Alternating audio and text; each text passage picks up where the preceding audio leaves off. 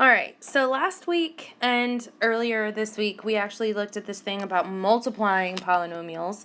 But now that we have our answer, our multiplying polynomials, I want to work backwards a little bit so that way we can practice using this thing called a greatest common factor. Okay, and you guys are familiar with the greatest common factor. If I said, what is the greatest common factor of 2 and 4, you would tell me the greatest common factor that they both have is 2. Because 2 can be broken down into 2 and 1, and 4 can be broken down into 2 and 2, so they share the number 2. So the greatest common factor is 2. Same idea with polynomials, okay? Those crazy things we talked about last week, all right? So I know there's a lot here, okay? So to factor out a greatest common factor, we find the biggest number that all coefficients can be divided by. Okay, so remember the coefficient is the number in front. Okay, the number in front. If the first number is negative, our number has to be a negative. Okay, if you have your own calculator at home, here's a calculator tip for you. To find the number, go to Math, arrow over to where it says NUM, and select 9, which is the greatest common factor. And then if you put both of your numbers in, as long as they're positive, it'll tell you exactly what it is. Okay? Identify after you find, sorry, I jumped ahead of myself. After you find the biggest number that all coefficients can be divided by, second step, identify variables that all terms have in common. So which letters do they have in common? Okay, if they have an X in common, awesome. If they have a Y in common, awesome. If they have any other letters in common, awesome. But then we have to look at those letters and we use the smallest exponent for each one. So they might all have an X in common, but which one has the smallest variable of an X? Okay, and then we write it out, we pull it out. Okay, whatever that was that they have in common, we put on the outside, and then we divide everything by what we came up with. Okay? So, this is one of those things. I'm going to try and zoom in here and remember trying not to make people sick. Sorry, guys. When we multiply with the same bases,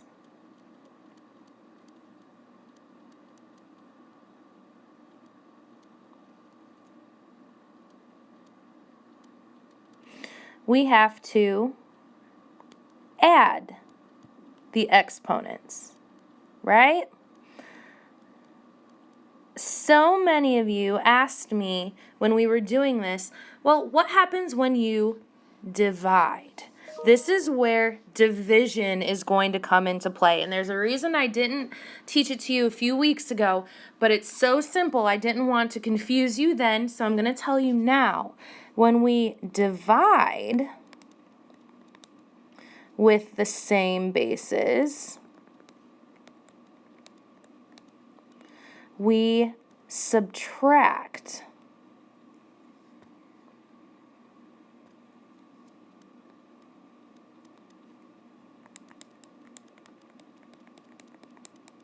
Okay, so super important. So multiply, yeah, we add with the same bases, but when we divide, we subtract them.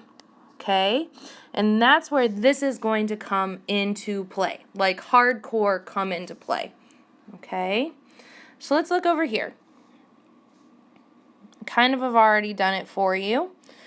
But we have this problem here. We have 16x cubed y z squared plus 24x squared y squared. Okay, now we have to look for everything that they have in common. So it's almost easier to figure out what letters they have in common. So they share an x, but we have to look for the smallest exponent. So they share an x squared. Then when we look at the y's, they have a y, and this one has a y, but which one has the smallest exponent? This one is y1, so they share a y1. And notice only one of them has a z squared, so it's not part of the greatest common factor. Now looking at our numbers, we look and see, while we have 16 and 24, what is the biggest number that goes into both of them? And that biggest number is 8. Okay? That biggest number is 8. Okay, so now what we're going to do is we're actually going to divide everything by this. And we're kind of going to go color-coded. Okay? So I have 16 divided by 8 gives me 2. Okay? Then we're going to take x cubed divided by x squared.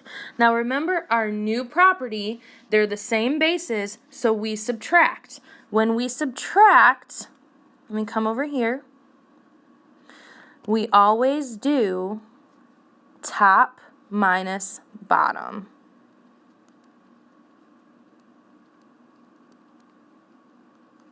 Okay? Always top minus bottom. So when I come back over here, x cubed divided by x squared is the same thing, same thing as x cubed minus 2, which is just x1. So when we have y1 divided by y1, that's the same thing as y1 minus 1, which is 0. So the y's actually end up canceling out. So there's no y inside this first part of the parentheses. And there's only a z squared, so we have z squared. Okay, there's nothing to divide it by, so it comes straight down. Okay, back to our numbers. 24 divided by 8 is 3. So when we look at the x's, we have x squared divided by x squared. They're the exact same thing. 0, they cancel out. So there's no x in this second part of the parentheses. But we have a y squared divided by y1, because there's a 1 over here. So we have y2 minus 1, which is y to the 1. Okay, I know that seems like a lot, but I've got quite a few examples to go over with you. So this right here, in that teal box, that's my final answer. Okay? So let's look ahead at some examples. Okay, factor out the greatest common factor. Okay, so the first thing we're going to look at is our numbers. We have a 4 and a 3. Besides the number 1, are they divisible by anything in common? No, absolutely not. So there's no number that we're going to pull out here. Okay, so let me write this over here. Greatest common factor. So now we're going to look at the letters, the variables, okay? So we have an x squared and an x, which they both share. Okay, they both have an x in common. So I know that's going to be part of my greatest common factor, but we have to look at the x with the smallest exponent. Remember, if there's not an exponent that's there, we can write in a number 1. So which is bigger, 2 or 1? Well, 1. So my greatest common factor is an x1. So that's going to go outside of the parentheses, okay? But first, we're going to take what we have here and we're going to divide it by x1.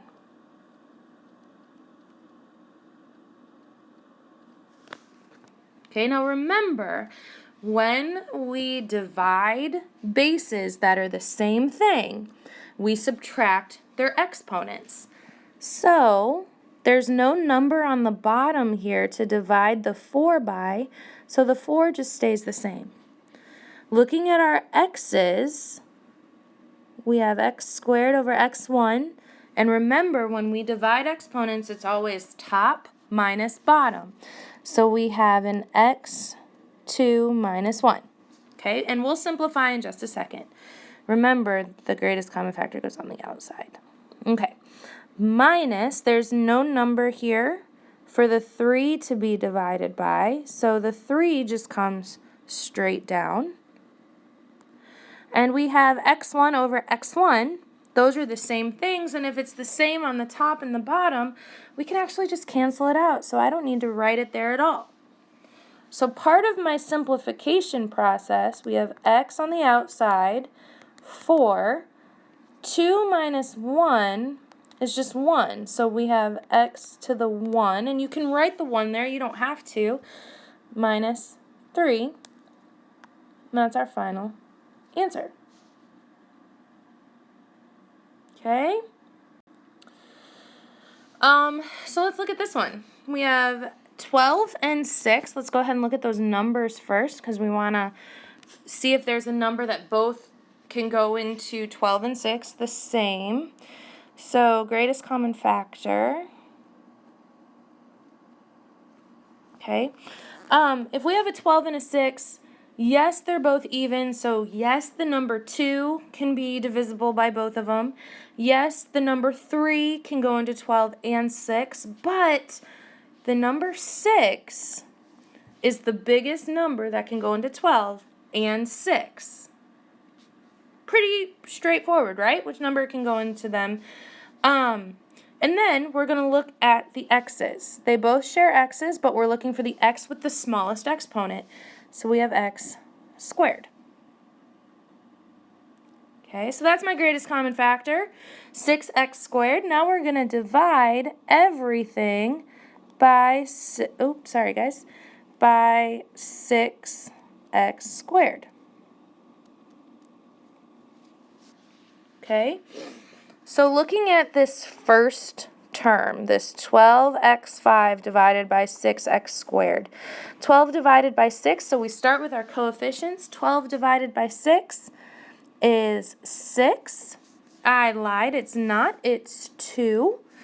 And then we have x to the 5th divided by x squared. And that's the same thing as x to the 5th minus 2. Plus 6x squared divided by 6x squared, that's the same thing as saying 4 divided by 4 or 3 divided by 3.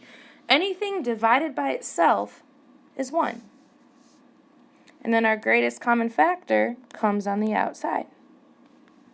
Okay, now once we simplify, we do have 6x squared on the outside.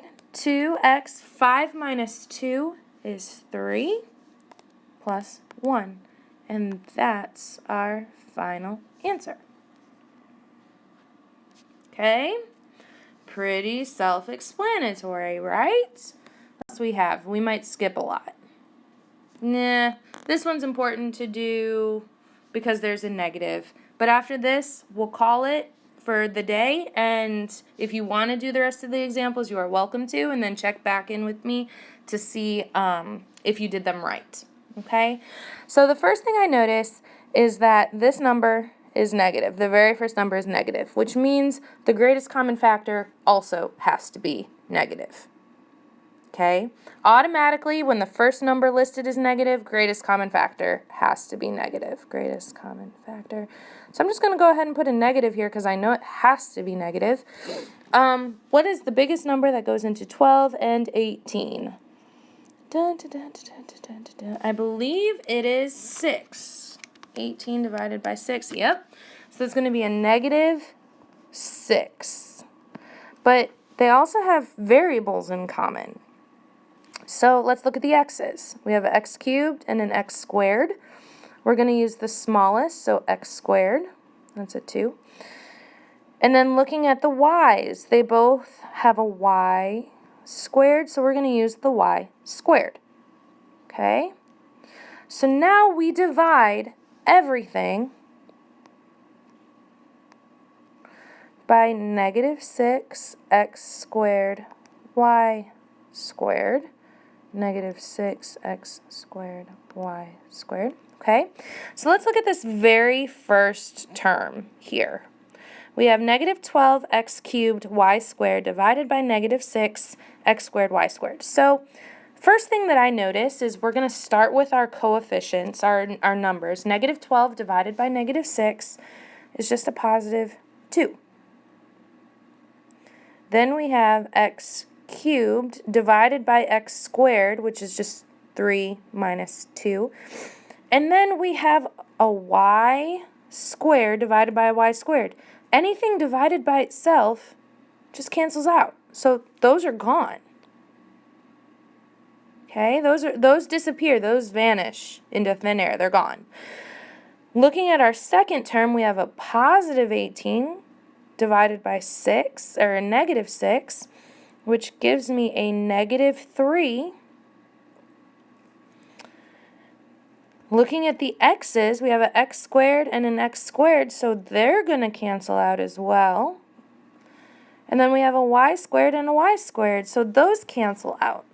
So inside the parentheses, we have 2x to the 3 minus 2 power minus 3, with our greatest common factor on the outside, negative 6x squared y squared. So when I simplify, negative 6x squared y squared stays on the outside of the parentheses. And on the inside, we have 2x, 3 minus 2 is just 1, minus 3. And this, oops, wrong place, that is our final answer. Okay, if you have any questions, let me know, but otherwise, that's all I got for you today. Feel free to finish the other examples if you want to fully understand this concept, but you do not have to finish them if you don't want to.